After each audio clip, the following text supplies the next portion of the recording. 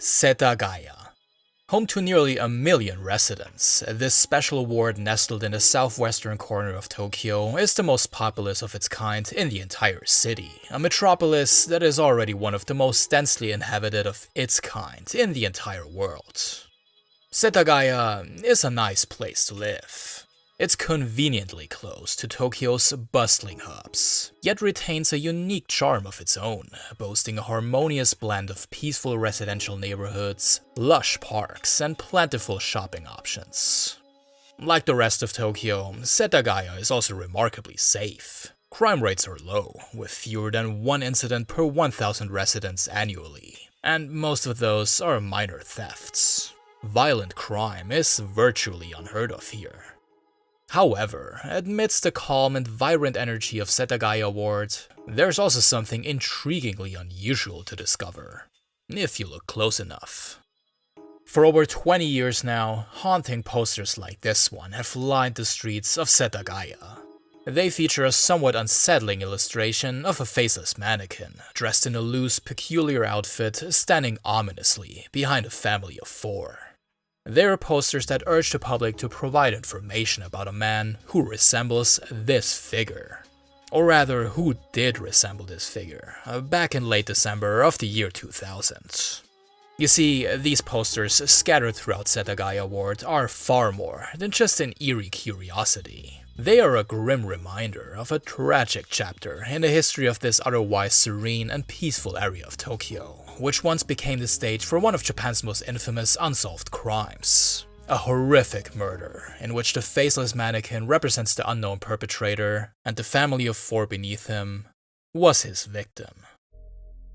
On the night of December 30th, 2000, the Miyazawa family was brutally slain in their own house in Setagaya. It was a gruesome, senseless murder that triggered one of the largest crime investigations that Japan has ever seen.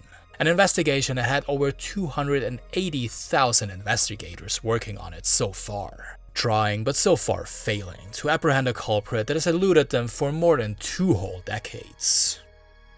A case that has remained unsolved for this long, despite the involvement of an entire city's worth of investigators, is noteworthy as is. But this case only gets stranger the more you learn about it. To aid their investigation, the Tokyo Metropolitan Police Department, or TMPD for short, has more than 12,000 pieces of evidence on their side. And not just any evidence either. They have the killer's clothes, the murder weapon, his saliva, his fingerprints, and even his blood. So how is this still an unsolved case, decades later? The sheer amount of evidence suggests that this should have been an open and shut type of case. The TMPD investigators certainly thought the exact same thing when they first arrived at the scene of the crime. And yet, here we are, 2+ decades later, with not even a real suspect to look for. How is that even possible? How did the culprit behind one of Japan's most infamous and most widely covered criminal cases ever dodge the police for this long, all despite the massive amount of incriminating evidence against him? Well, join me today as we take a deep dive into everything we know, and most importantly what we don't know about the heartbreaking and unsolved murder of the Miyazawa family. This is a massive case with a lot of information, misinformation, popular and unpopular theories floating around. So what we need for this video is some structure. In the first chapter of this video, we will get to know the unfortunate victims of the crime, the Miyazawa family.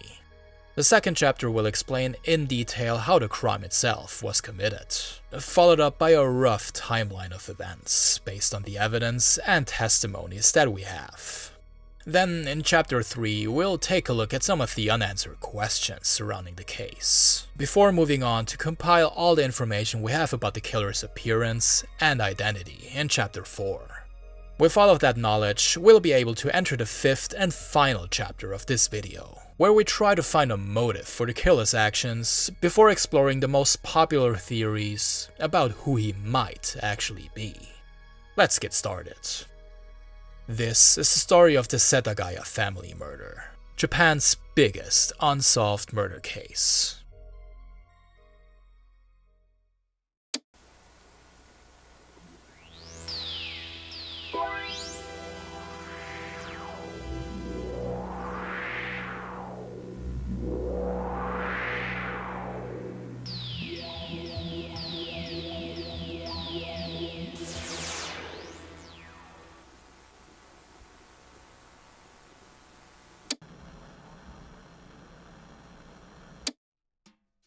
It was the year 1991 when Miyazawa Mikio and his loving wife Yasuko, then 35 and 32 years old respectively, moved into their very own house located right here in Setagaya's Soshigaya Park, a quiet, peaceful, yet well-populated area with around 60 homes surrounding the Miyazawa's own house. It was a good place to start a family, and that's exactly what Mikio and Yasuko did. A year after moving into their new home, they welcomed their first child, a daughter they named Nina. 2 years after that, in 1994, their son, Rei, was born. The Miyazawa couple was now officially the Miyazawa family, and there was much more family to be found next door. Just a few meters away from their own front door, in a house so close to theirs, you would be forgiven for thinking that the two buildings were one and the same. Yasuko's mother, Haruko, lived together with Yasuko's sister, as well as the sister's husband and son. This was also the house where Yasuko exercised her profession as a home tutor, teaching children and helping them improve their grades. Overall, the Miyazawa family's life was about as peaceful as you'd expect from a quiet, residential area like Soshigaya Park. They weren't wealthy, nor were they struggling financially. While their son Rei was said to have minor issues in his development, both he and his sister Nina were described as just as sweet and well-mannered as they appeared. As the year 2000 drew to a close, their neighborhood grew increasingly quiet. Many of their neighbors sold their homes to make way for a planned expansion of Soshigaya Park, and by December of 2000, only 6 of what was once 60 houses remained in the entire area, including that of the Miyazawa family. But close to New Year's Eve, everything seemed perfectly ordinary for the Miyazawas. On December 30th, they were believed to have spent the day shopping before watching television together. An ordinary day in the life of a Japanese middle-class family. But just hours later, the scene at the Miyazawa home would be anything but ordinary. It would stand in stark, horrifying contrast to their otherwise peaceful family life. When Yasuko's mother couldn't reach her daughter and son-in-law on the telephone on the morning of December 31st, she felt that something was off. With what must have been a sinking feeling in her stomach, she made her way into Yasuko and Mikio's house through the front door, only to lay eyes on what was the most gut-wrenching thing she would ever see. Mikio laying at the bottom of the stairs, riddled with stab wounds and completely covered in blood. Completely in shock, she passed her son-in-law's dead body, went up the stairs, and found her daughter and granddaughter, who both met the same cruel fate as Mikio, lying on the floor. Finally, she went to check on her grandson Rei, who was laying face down in his bunk bed. He had been strangled.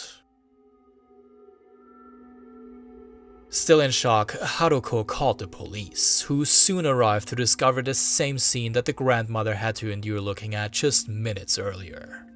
Among the policemen was Tsuchida Takeshi, chief officer of the local Seicho police station and the man tasked with leading the investigation around the murder of the Miyazawa family, and thus began one of the most perplexing and frustrating criminal investigations in the history of the Tokyo Metropolitan Police Department. So, just like the police did back when they started investigating this crime, let's try to piece together how exactly that fateful night played out from the killer's point of view. But before we do that, I should probably mention that as much as we know about the murders based on what was found at the crime scene, many elements of what exactly the killer did that night are still up for debate. What follows is, at least from what I was able to gather, the most agreed upon, most basic set of information about how the Setagaya family murder played out. Late at night, on December 30th, 2000, the killer entered the house of the Miyazawa family. His first victim was Rei, the son and at 6 years old, the youngest member of the family. Rei was sleeping in his room on the mezzanine floor of the house, located between the first and second floors. The killer strangled him and left him in his bed. The next victim was most likely the father, Mikio. Mikio's body was found on the first floor at the bottom of the stairs leading to the mezzanine floor, where his son was killed. He was stabbed multiple times, including in his face, with a 21cm long sashimi knife brought along by the killer himself. And during the struggle with Mikio, a part of the knife broke off in the father's skull. After killing Mikio, the killer then made his way back up the stairs to the mezzanine floor. On that same floor, there was a fold-out ladder in the ceiling that led to the attic, where the mother, Yasuko, and her daughter Nina, then 8 years old, were sleeping. The man started attacking both of them, injuring but not yet killing them before noticing that his knife had broken. He stopped, climbed back down the ladder, entered the kitchen on the second floor, and grabbed another knife. Believing that the man had left the house, Yasuko took her daughter, made her way down the ladder, and tried to grab a first aid kit. But the man returned from the second floor, kitchen knife in hand, and killed both Yasuko and Nina. Their bodies were later found laying on top of each other at the bottom of the stairs leading to the second floor. With that, the entire Miyazawa family was brutally murdered in their own home, in a matter of what must have been only a few minutes. 4 innocent lives extinguished by this unknown man who, even after committing these senseless killings, wasn't yet done at the house. Far from it.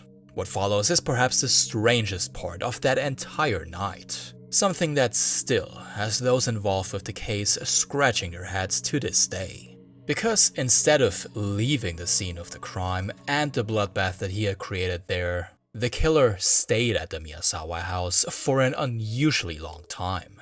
We're talking hours, potentially. And what makes this prolonged stay at the crime scene even more bizarre is the fact that the killer made himself comfortable at the house too, surrounded by the dead bodies of his victims. But what did the killer even do at the house following the murders? First up, he dressed his wounds. At some point during the struggle, he injured himself quite severely, losing a substantial amount of blood. So far, everything makes sense. The killer was severely injured and wanted to heal up before escaping the crime scene. But all the senseless killings seemingly made the man hungry as well. He opened the freezer, took out a few cups of ice cream and ate them. In the fridge, he found a melon that he also ate, but not by using a scoop or any other piece of cutlery. Instead, he used his bare hands to rip out the flesh and eat it, and to wash it all down, he made himself a nice cup of barley tea. Next up, he helped himself to a set of new clothes, some of Mikio's clothes to be precise, leaving behind his own garments and all the other equipment he brought to the house that night. All except for his own shoes. He then defecated in the toilet, but didn't flush. He used the family computer on the first floor for a couple of minutes, and allegedly even took a nap. It seems like he searched the house for something as well. In a cabinet on the first floor, he found a bunch of paperwork which he then took to the bathroom, where he dumped the papers as well as the contents of the wife's handbag into the bathtub that he had filled with water. Only after all of this strange behavior and making a bigger mess than he had created anyway, he leaves the house, never to be seen again. And that's pretty much all we know about what the killer did at the house that night. He committed the murder in a matter of what was probably a couple of minutes, stayed at the house, made himself comfortable, and did all this incredibly weird stuff. But immediately, there's a few questions in the room, especially when you're an investigator on the case. Like, when exactly did he enter the house, and for how long did he actually stay there? For 1 or 2 hours, until the early morning? Or did he escape only when he heard Haruko, the grandmother, come through the front door? It's one of many basic questions surrounding this case that unfortunately have remained somewhat unanswered.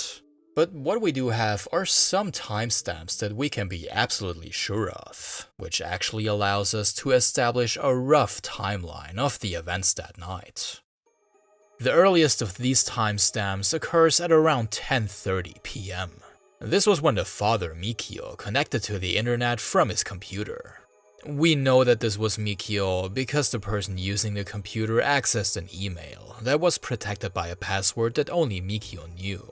And Mikio accessing the internet at 10:30 p.m. tells us that at this point in time, he and by extension the rest of the Miyazawa family was still alive and well. The second timestamp comes around an hour after Mikio checked his mail. Sometime between 11:20 and 11:30 p.m., Haruko, the grandmother who lived right next door, was woken up by some kind of noise, which she later went on to describe as loud thuds coming from her daughter's house. That same sound was then also reported by the son of An, Yasuko's sister, who lived in the same house as their mother. It was later determined by the police that the loud thuds heard by the family next door were the sounds of the fold-up ladder that led to the attic being used, possibly a very important clue to when the killer had actually entered the house. The next timestamp comes almost 2 hours later, and at that point, the killer had without a doubt entered the house and murdered the family. For a total of 5 minutes between 1:18 and 1:23 a.m. The killer used the computer. We do not have many details about what exactly he did while on the computer. There's rumors that he used Mikio's favorites bar in the web browser and opened a couple of websites. But all we know for sure is that he browsed the desktop and created a new folder during these 5 minutes. Interestingly, his fingerprints were found only on the mouse, not the keyboard. Then, 9 hours later, sometime around 10 a.m., the computer is used again. It is this little detail that has led so many people to believe that the killer did in fact remain at the Miyazawa house until late morning hours. However, it has since been confirmed by grandmother Haruko that it was in fact her who, in shock of finding Mikio's body, bumped the mouse, causing the computer to wake up. Haruko then called the police at exactly 10:56 a.m. on December 31st, 2000. And that's the last timestamp we got. So let's recap this real quick. We know that the family was alive and well by 10:30 p.m. It is likely that the killer entered the house sometime around 11:30 p.m. The killer was definitely inside the house between 1:18 and 1:23 a.m. the next day, and he was definitely gone when Haruko came in through the front door of the house between 10 a.m. and 10:56 a.m. So basically, the killer likely stayed inside the house for at least 2 hours, between 11:30 p.m. and 1:23 a.m. That's when he committed the murders, patched himself up, enjoyed some food and drink, changed clothes, used the computer, and searched the house. Did he stay inside the house past 1:23 a.m.? It's certainly possible, likely even. But at the same time, there is absolutely no proof of the killer's presence inside the house past that point. And believe it or not, there are even more questions surrounding how the killer entered and exited the Miyazawa home beyond just a timing issue. So let's dive into these lingering mysteries and explore some of the other unanswered questions about what happened on the night of December 30th, 2000. So, when exactly the killer got in and out of the house is one thing, but how did he get in and out in the first place? Again, it seems like a question that, after putting literal hundreds of thousands of people on a case over a span of 20 plus years, should have a concrete answer. Well, actually, plenty of people are convinced that one particular spot in the house was undoubtedly the killer's point of entry. But yet again, it's really not that simple. The most agreed upon point of entry is located right here, in the bathroom located on the mezzanine floor. And there's a few reasons why many people believe that this is where the killer entered the house. First off, the window was actually open when the police arrived at the crime scene. Remember that this was in late December. I don't really think that the family would keep this window open overnight when it must have been pretty damn cold outside. Especially after everyone except the father had already gone to sleep. But there's more. The bathroom window faces a playground and skate park located right behind the house. And near the park fence, it appeared that twigs had been stepped on by somebody. In addition, footprints were found in the mud below the window, along with a mosquito screen that was removed. Then there's the location of the window within the house.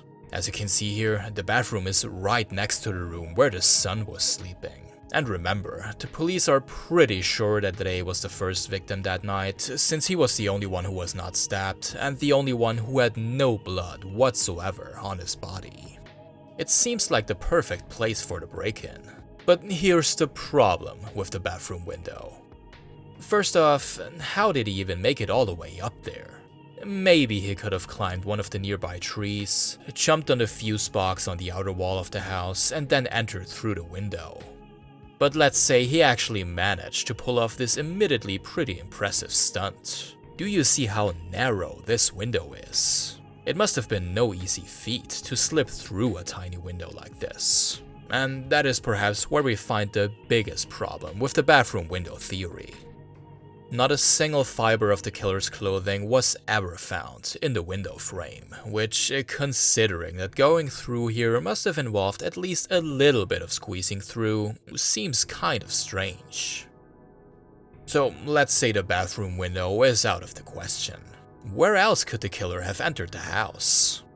Let's stay on the upper floors of the house for now. Rei was, after all, very likely the first victim, and he was in the upper floors of the house. Above the first floor, there is pretty much only one possible point of entry left, located on the other side of the house from the bathroom window. As you can see, there is a small balcony here that often had a car standing right underneath it. So what if, for example, the killer climbed onto the car, onto the balcony, and into the house? Seems a lot easier than pulling off that stunt required to make it through the bathroom window. And there's more. The doors of the balcony lead directly into the room where Rei was sleeping. So what exactly speaks against the balcony? Honestly, not that much. But the police never seem to be too interested in examining this part of the house as a possible point of entry. And the police obviously knows a lot more than we do. So I think that there is probably a pretty good reason for why they more or less discarded the balcony theory. For example, and this is pure speculation on my part, but I would think that it would be very easy to find the killer's footprints or some other kind of trace on both the car and the balcony. And as far as I know, nothing of the sort was ever found. But let's say that the killer didn't enter through one of the upper floors of the house. That leaves pretty much only one other possible point of entry, the most obvious one of them all, the front door. But immediately, there's a vast array of problems to be found here as well. We actually don't even know if the front door was locked or unlocked at the night of the murders. Haruko, the grandmother who entered the house the following morning, does not remember if she had to unlock it or not.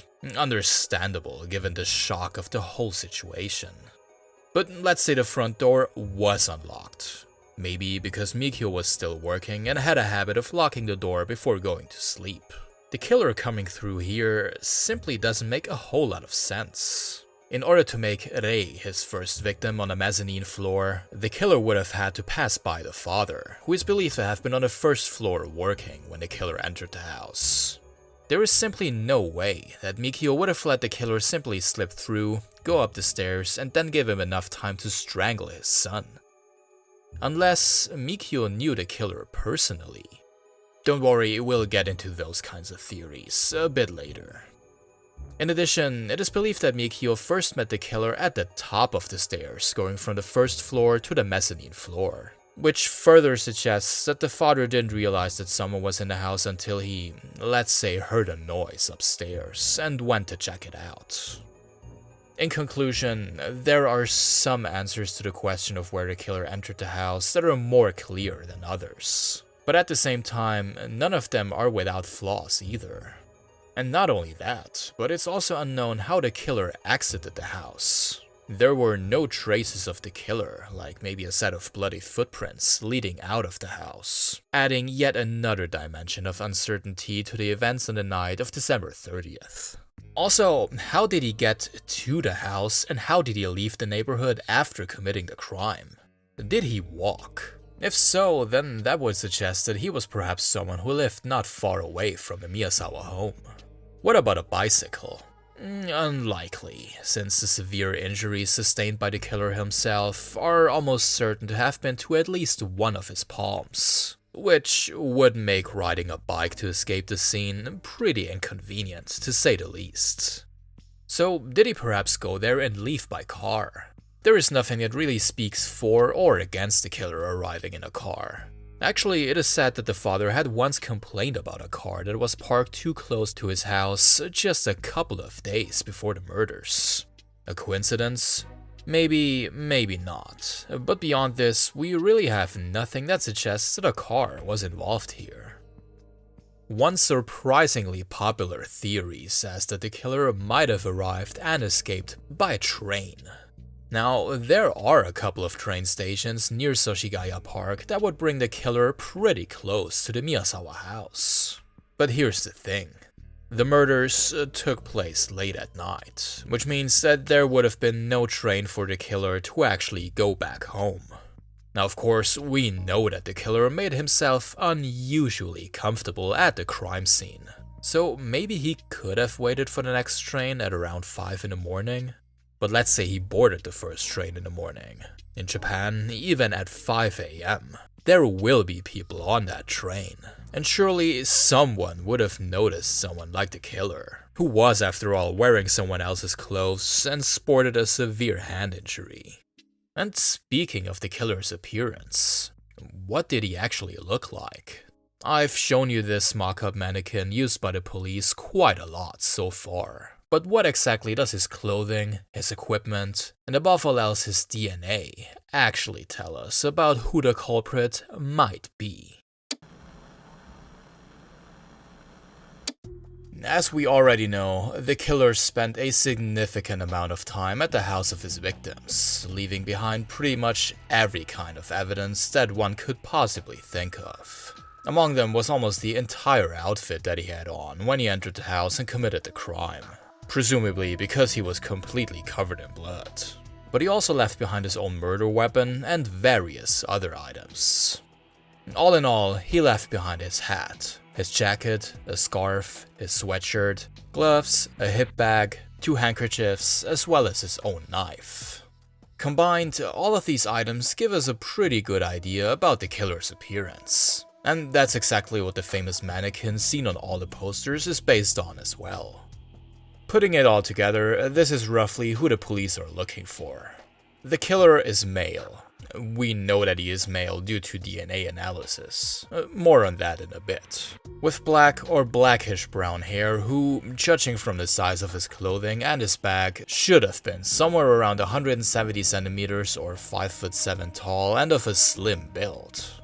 His build, of course, could have changed significantly since then, and so could his height. The police thinks that the killer at the time of the murder could have been as young as 15, in his early 20s at most. This estimate was actually updated just a few years ago as of the making of this video. Honestly, some of the conclusions that led the police to this estimate seem a bit weird. For example, they believe that back in the early 2000s, his clothing came off as young people clothes. But honestly, as someone who grew up in the early 2000s, I kinda disagree. And even if they were, maybe they were nothing more than part of a sort of disguise meant to mislead the investigators. But putting all that aside for a minute, there is much more to these articles of clothing than just the fact that they give us something to picture in our heads when we think about this case. Some of these items hold invaluable information about the killer's potential identity and the crime itself. Let's take a look at the most important of these items and their significance in connection to the case. The sweatshirt. The only real reason why this grey sweatshirt with purple sleeves is so important to the case is simply how incredibly rare it is. Across the entire country of Japan, only 130 of its kind were sold, and only 10 of them in the Tokyo area, where only one owner of this exact shirt was identified so far. In all of Japan, 12 owners have so far been identified as owners of this shirt, leaving a total of 118 owners unidentified. Identifying all owners that weren't the killer could tell us exactly where the killer bought his, which would obviously be a major clue to the investigators. For example, it is said that around 75% of the killer's clothes, including this sweatshirt, would have been available in an area called Ogikubo, only a 15-minute drive away from the Miyazawa house. The gloves. One of the gloves worn by the killer during the murders was bloodstained and had a slash in the palm area, which not only shows us why the killer was bleeding all over the crime scene, but also where the injury and subsequently the bandage that he applied must have been located. The knife. This one doesn't need much of an explanation. It is one of the 2 murder weapons used by the killer, and the one that he himself brought into the house. It's a 21cm long sashimi knife that was used to kill Mikio, which was also when a part of the knife broke off. A fragment of the knife's blade was eventually found in the victim's skull. The handkerchiefs. There were 2 of these found at the crime scene. One of them was folded into a triangle and twisted around the edges, suggesting that it was likely used as a mask by the killer. The second handkerchief had a 3cm long cut down the middle, believed to be related to a technique that gives the user a better grip on a knife handle. The hip bag. This one is really interesting. Found inside this Osaka-produced hip bag were not only some of the killer's hair, but also stains of, and I quote, red fluorescent agents, shown here in yellow illuminated by UV light. These are, as far as I understand it, from a highlighter pen, which also played a role in the police's decision to narrow down the age of the suspect to 15 to early 20s. They believe that a highlighter pen suggests a student lifestyle. Again, I kinda disagree, but moving on, we have something huge. Actually, it's something tiny in size. That is, however, one of the biggest pieces of evidence in this whole case. Grains of sand. We will get into way more detail about why this sand is so important in the final chapter of this video. But for now, let's just say that the origins of these grains of sand are a huge topic of debate and speculation. Last but certainly not least, we have the shoes. Or actually, we do not have the shoes, because this is one of the few items that the killer did not leave at the house on the night of December 30th. But we do have his footprints, which tell us exactly what kind of shoes the culprit wore that night. What we are looking at here are shoes made by British sports equipment brand Slazenger. But the interesting thing here isn't the brand itself, it's the size. While footprints are certainly a big help in any investigation, the clues that they offer can also be slightly inaccurate. And when you're dealing with fine margins, that can be a big problem. And that's exactly what happened here as well. You see, the Slazenger shoes that the killer wore on the night of December 30th were one of 2 sizes. They were either 27 or 27.5 centimeters in size.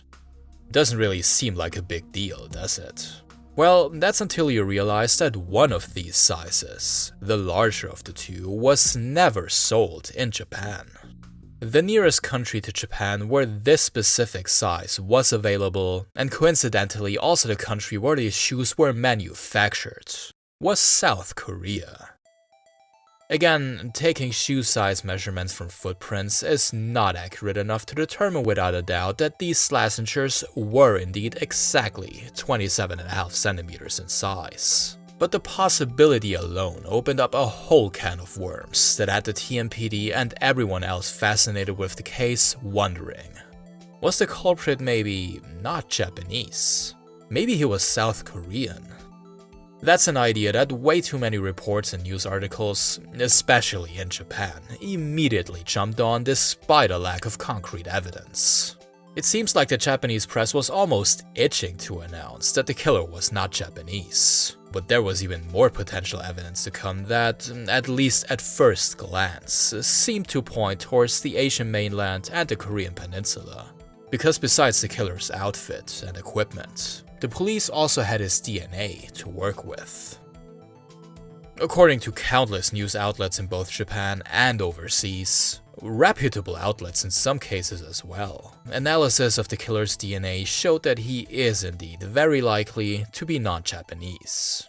Allegedly, his blood revealed that he was of Mediterranean descent from his mother's side, with his father being East Asian.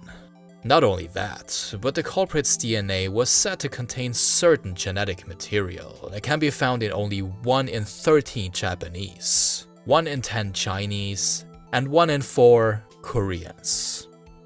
But yet again, there's some problems here. For one, the information that these claims are based on were never officially published by the Tokyo Metropolitan Police Department. Instead, they were leaked to the press by an employee of the university where the TMPD went to get a second opinion on their findings.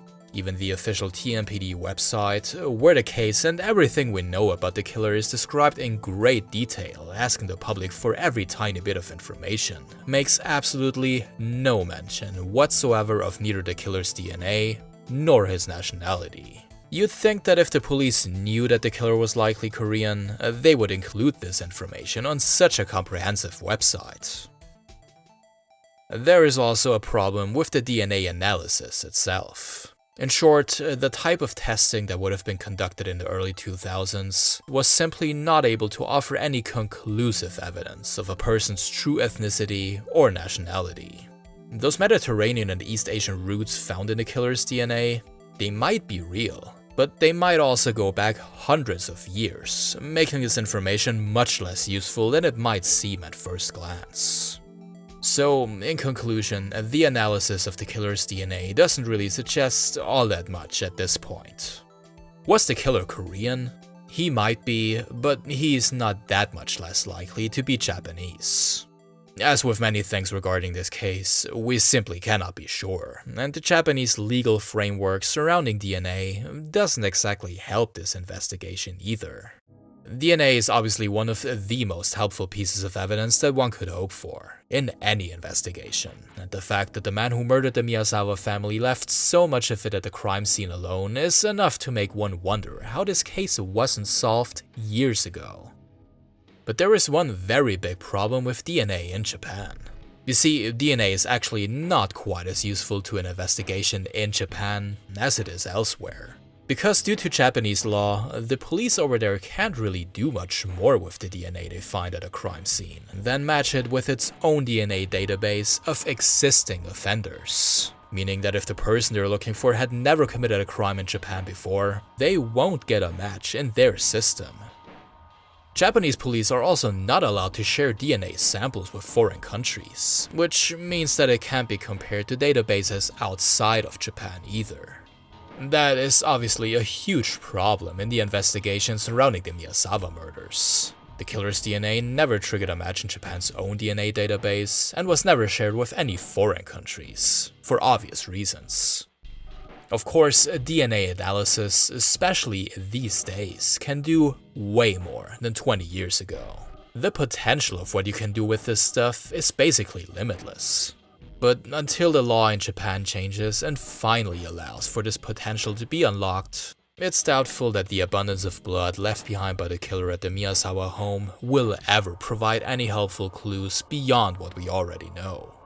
That the culprit is male and that he has blood type A. And that's all we know with 100% certainty. But besides the abundance of blood left behind by the killer, they also found his fingerprints, yet another crucial piece of evidence in any investigation, and one of the first things the police look for at a crime scene like this one. So what about them fingerprints? Do they tell us something that the DNA couldn't? Actually, yeah, kind of. Just like with the killer's DNA, his fingerprints were also compared to a Japanese database, one that obviously contains much more than just the prints of criminals. Still, no match. But in contrast to DNA, fingerprints are allowed to be shared with foreign authorities, which is exactly what the TMPD did. Despite some reports suggesting otherwise, the South Korean authorities did cooperate with the TMPD. They took the fingerprints and compared them to their database. And let me tell you, South Korea is very thorough when it comes to fingerprinting. Their database doesn't just contain the prints of South Korean natives 17 or older. they also have the prints of permanent foreign residents and even visitors. This was a huge database to compare the killer's prints to. Basically, if he had ever been to South Korea, regardless if he was born there or just visiting, his prints would show up here. Again, no match. So basically, even if the killer is ethnically Korean, he certainly wasn't a Korean citizen. Well, South Korean at least, and he never traveled there either. What about sharing the fingerprints with other countries besides South Korea, you ask? Well, apparently the TMPD did just that. They handed the fingerprints over to Interpol, but we have absolutely no information whether or not they ever checked the prints or found something relevant to the case. Since the police never said anything about it, I guess it's safe to assume that Interpol hit a dead end as well. So that's pretty much all we know about the killer's appearance and his DNA profile. It's interesting how we have this much information, but at the same time it feels like we got nothing concrete. That's just how this case is though. It's a weird one. Seemingly every time you find something that seems important, you hit a dead end almost immediately. Regardless, there are many theories about the killer's true identity. Some are obviously bullshit, but others seem pretty legit, making you wonder, is this actually part of the solution to the puzzle that is the Setagaya family murder? Let's move on to the final chapter and take a look at the most popular theories surrounding this case. When you're on the hunt for a killer, a good way to start is to look for a possible motive, a reason as to why, in the eyes of the culprit, the victim had to die. So what was the motive here? Was it revenge? Was it money? The TMPD obviously did their research on everyone who was even remotely close to any of the Miyazawa family members. Friends, family, neighbors, co-workers. Mikio worked for a marketing company, doing corporate branding and developing branding strategies. It's not exactly the type of job that involves information confidential enough to get you killed, is it? On top of that, Mikio's co-workers said that, at least at his workplace, he was well liked and got along just fine with everyone else there. What's of course suspicious is the fact that the killer went through documents at the house, as if he was looking for something specific. But then again, he also dumped the contents of the wife's handbag into the bathtub, which is pretty random. Maybe it was more about messing up the whole place rather than finding something of importance. As for Mikio's wife, Yasuko, no one reported anything suspicious related to her family, friends, or work either. And everything seemed a-okay from the children's point of view as well. So what about money, the root of all evil? Was this perhaps nothing more than a robbery gone horribly wrong? Unlikely. Mikio is said to have taken really good care of the family's finances. Their bank balance at the time of the murders did not suggest any noteworthy debt or anything similar. The thing is, money was actually stolen from the house, around 150,000 yen or $1,000, which is why we can't completely rule out that this was actually intended to be a robbery. On the other hand, a significant amount of money was left at the house, and it's not like the money was hidden away somewhere either. Most of it was basically left out in the open. So, if the culprit was indeed a robber, he was a damn terrible one. And speaking of the culprit, there is nothing to suggest that he was strapped for cash either. Some of the clothes he bought just hit the market shortly before the murders took place, and the stuff he bought, including the murder weapon, while not super expensive, wasn't exactly cheap either. I can't imagine that someone with funds to buy some of this stuff just a couple of months earlier would be poor and frustrated enough to kill an entire family for a measly 150,000 yen. And again, if he was, he certainly would have taken all of the money at the house. Not to mention that the Miyazawa house wasn't exactly the easiest house to rob. Some might point to the fact that it was pretty secluded, at least by Tokyo standards. But then again, there was an entire family living just meters away, and back then there were still a couple of other homes to be found in the area as well. Also, let's not forget that this was the end of December, the holiday period where a fair amount of homes would have been completely empty. Why would you go for the house that clearly had people in it? Not to mention that Setagaya has some pretty fancy neighborhoods that would yield a lot more loot than the humble Miyazawa house. It all doesn't really make all that much sense, if you ask me. There's some absolutely wild theories about the killer's identity out there as well. One of the most famous of them all claiming that the killer was, again, a Korean. But not just any Korean, but a Korean professional hitman named Mr. Lee. I won't even get into this one in too much detail because it's so obviously bullshit. And the reason why it gained any sort of traction, I guess, is because some people just really want the killer to be non-Japanese. Apparently, this hitman escaped Japan immediately after the crime, kept working as a hitman around the world, and then even returned to Japan as recently as 2015, where he then met with author Motohashi Nobuhiro, the creator behind this whole Korean hitman theory. And somehow, the hitman did all this while avoiding any kind of fingerprint checks that would immediately identify him as the man behind one of Japan's most infamous murder cases.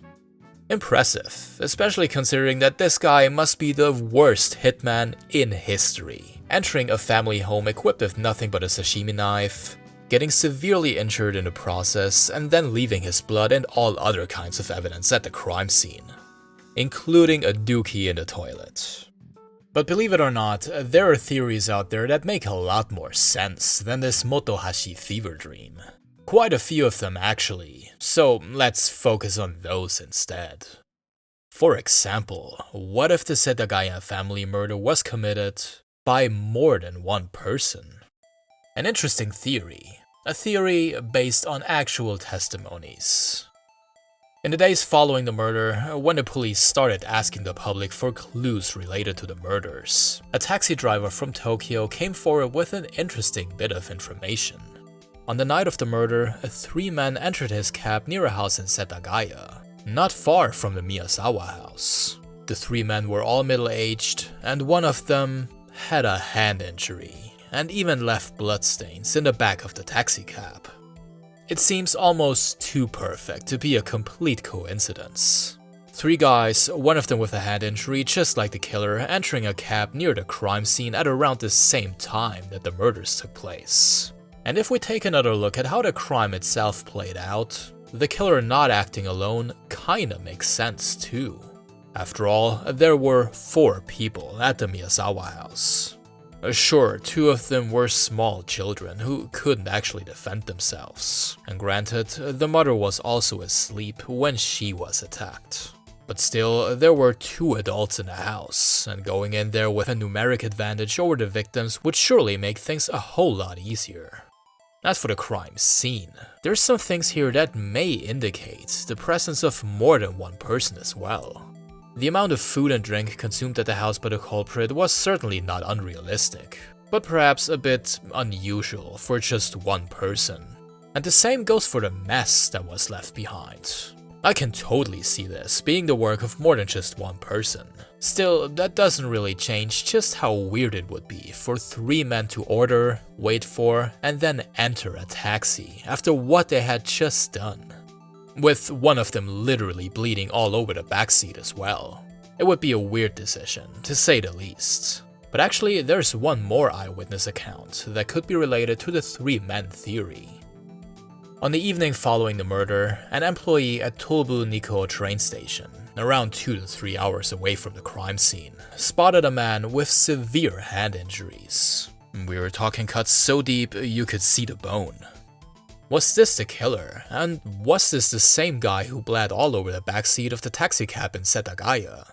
Unfortunately, we know nothing more about this mysterious man at Tobu Nikko Station, except that the police stopped pursuing this lead a long time ago and are very confident that it was not related to the Setagaya family murder. But let's pretend for a minute that this was the killer, that he took a cab from Setagaya and somehow ended up here at Tobu Nikko Station. Where could he have gone afterwards?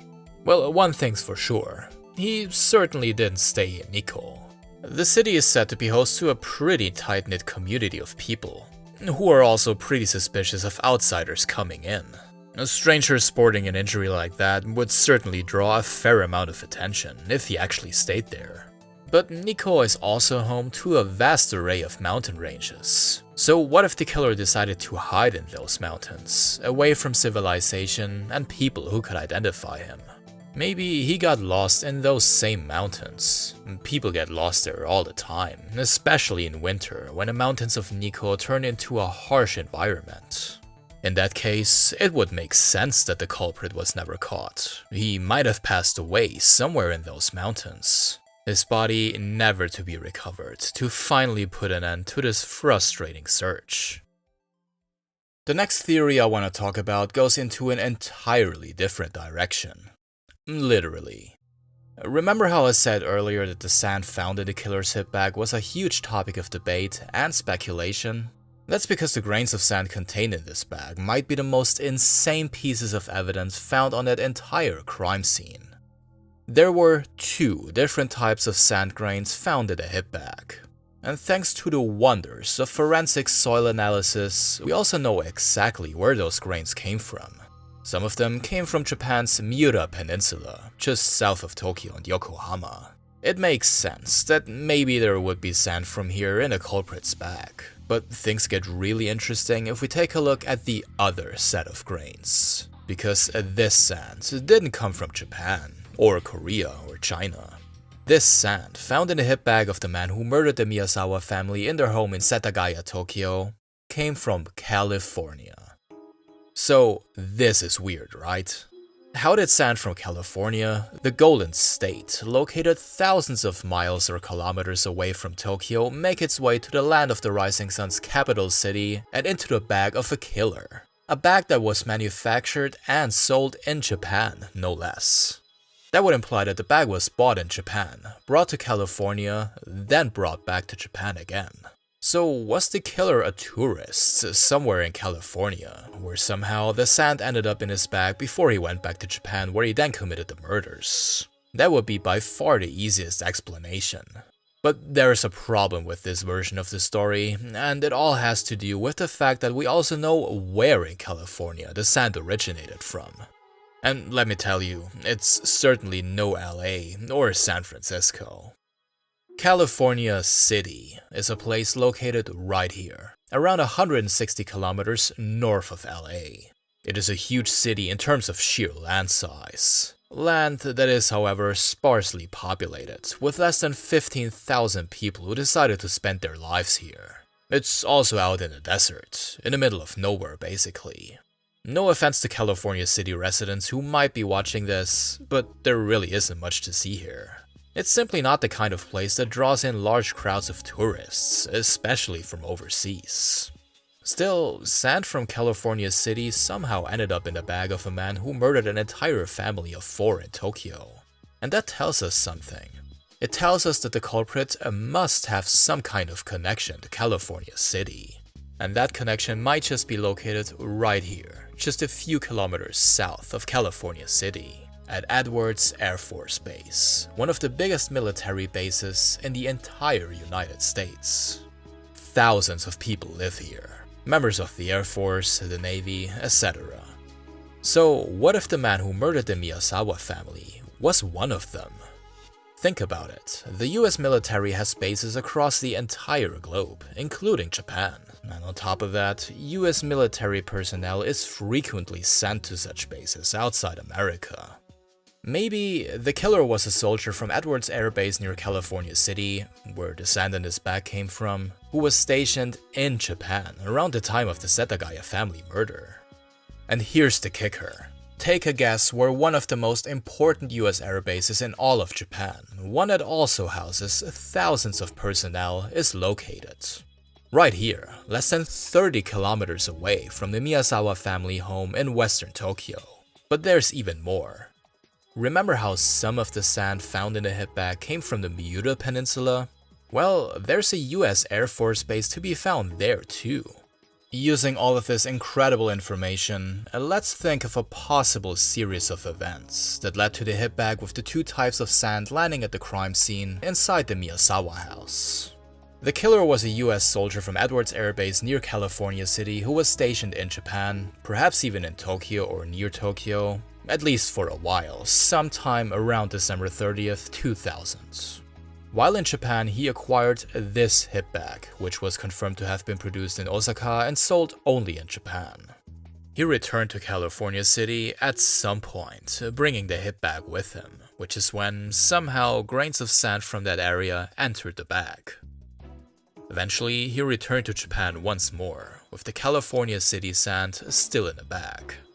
As for the Miura Peninsula sand, it could have entered the bag both before or after he returned to Japan. Perhaps it came from the local military base.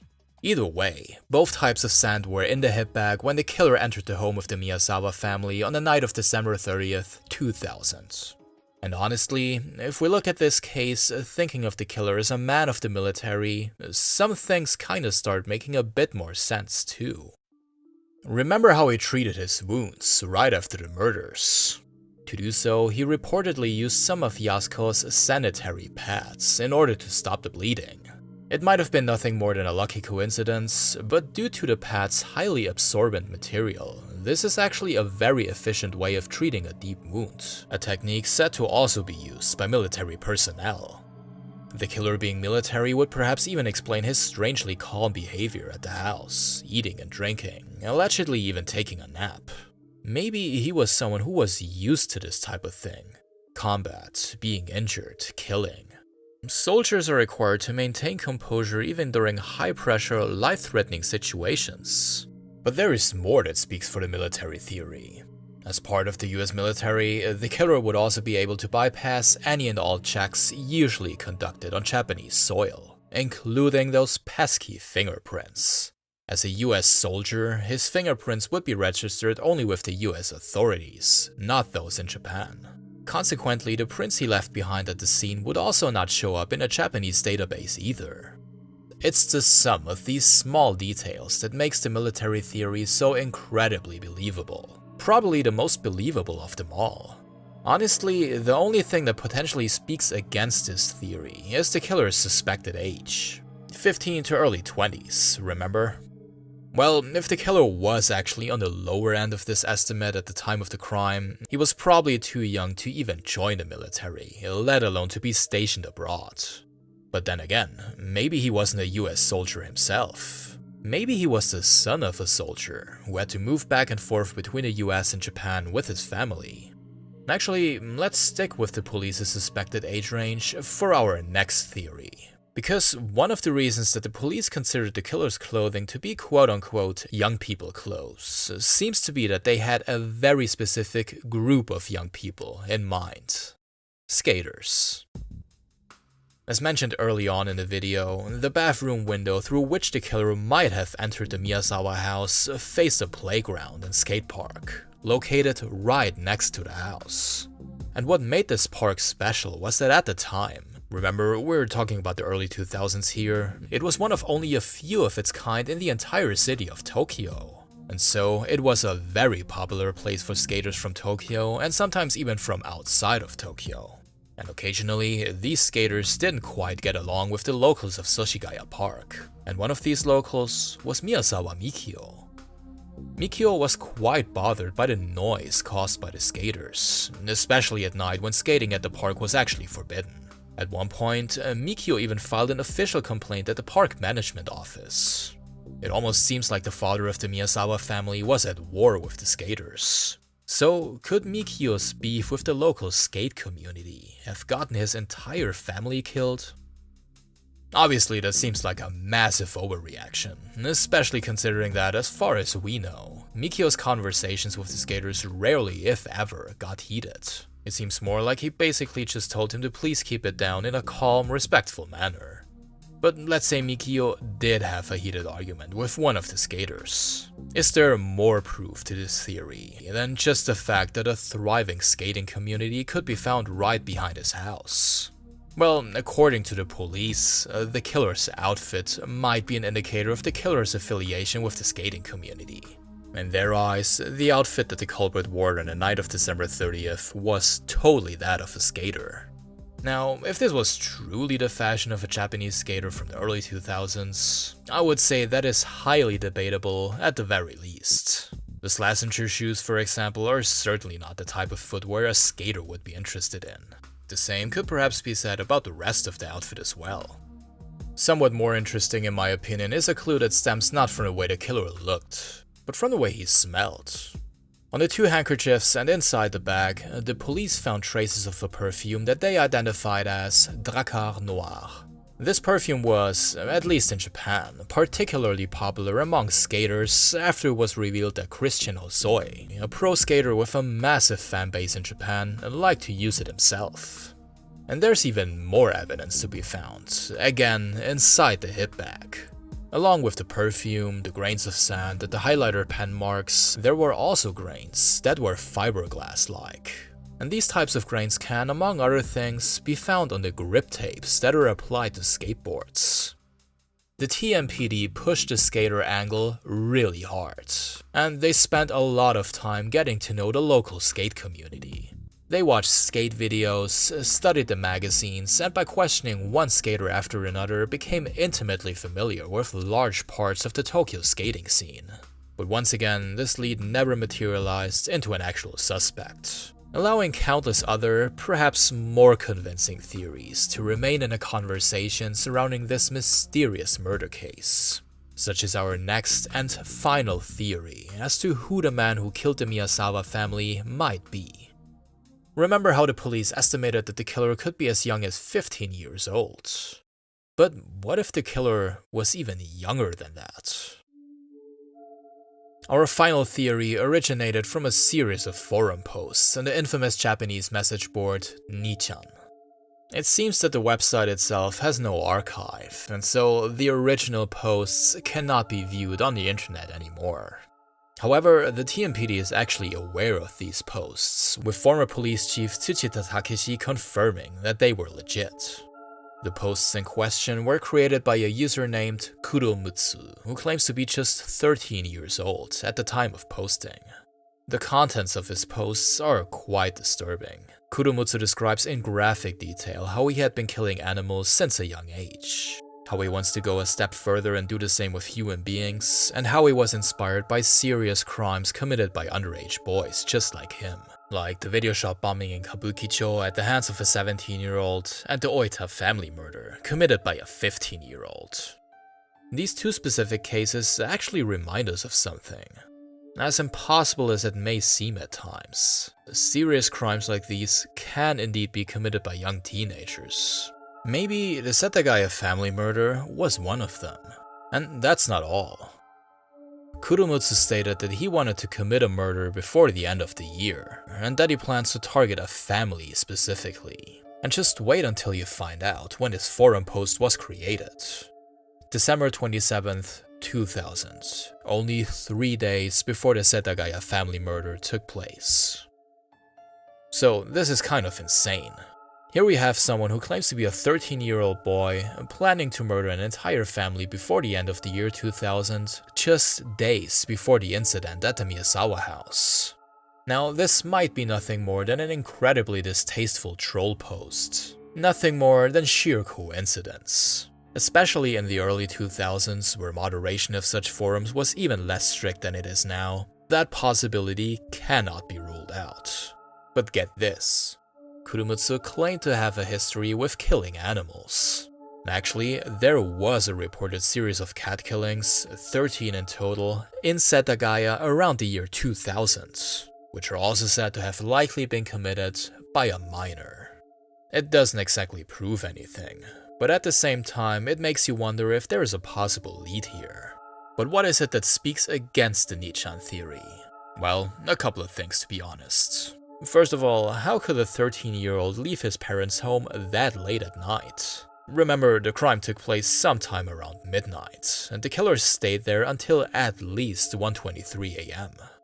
Also, the clothing found at the crime scene might not exactly match the stature of a 13-year-old, and the same might be true for the killer's suspected height. It's not impossible, but I guess 13-year-olds who are around 170 centimeters tall are somewhat of a rarity. Especially in Japan. But as doubtful as this particular theory is in some ways, it also introduces something else. A motive. Or rather, a lack thereof.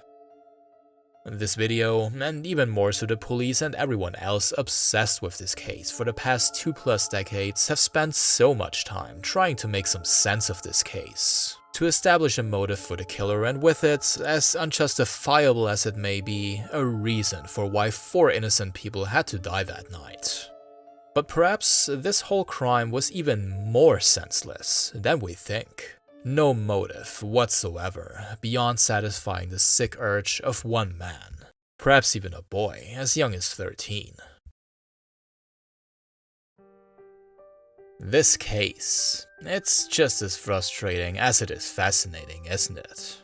Every time you find something that seems like a possible solution, something appears out of nowhere to pull you back to square one.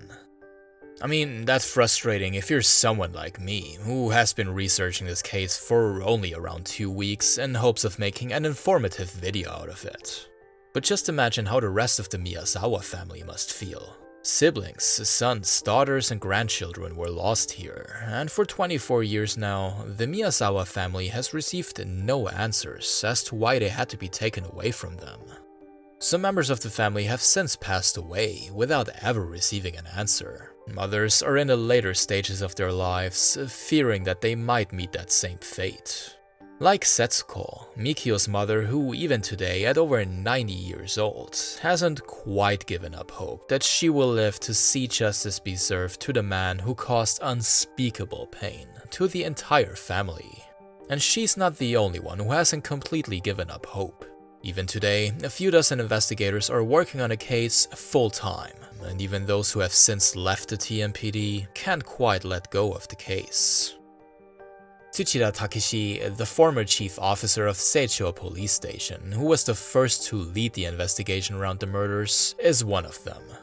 After 41 years as an officer, he retired in 2008, but even now, 16 years into his retirement, he is working on a case unofficially, hoping to use his knowledge to finally solve the case that has haunted him since he first laid eyes on that crime scene. For him, what was once part of his job has become a personal matter. He remains in close contact with Setsuko, a woman that not only reminds him of why he still works so hard to solve this case, but who also became his close partner in trying to make a breakthrough. Realizing that DNA is likely the key to solving this case, the two are currently working together to push through a change of Japanese DNA laws. The same laws that have so far prevented the police from utilizing all the advancements in DNA analysis that have been made since the early 2000s.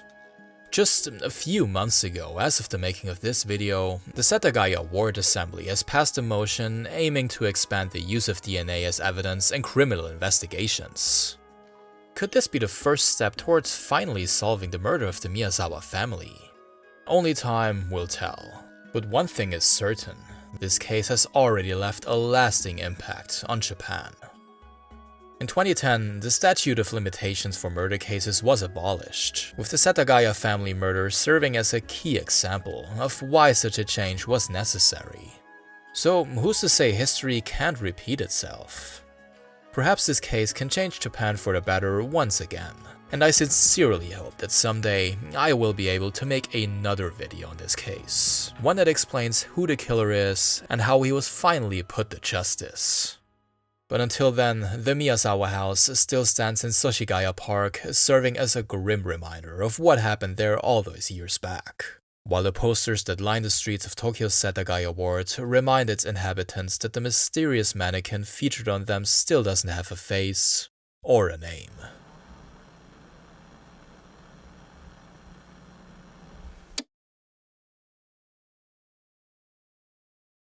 And that wraps up today's video.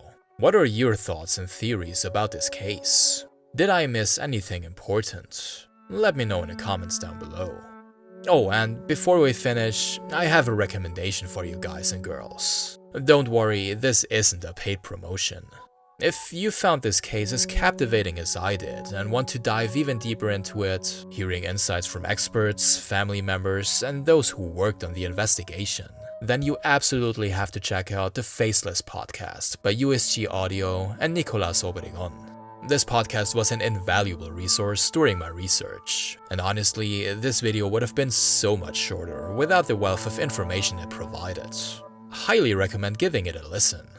That being said, a shout out also goes to the people who support the making of these videos on a monthly basis. My dear Patreon supporters, including Bobby Wu, Javier Soravia, Capybara Chuck, Turom, Daniel Dees, RK0, Nikola Novakovic, White Gilden, Justin Down, Yoko the Space Whale, Steve Matsui, Cats and Soup, Chart B-Man, Ben Harradine, and Metal Mama. And to everyone who decided to tune in, thank you so much for watching. Sayonara.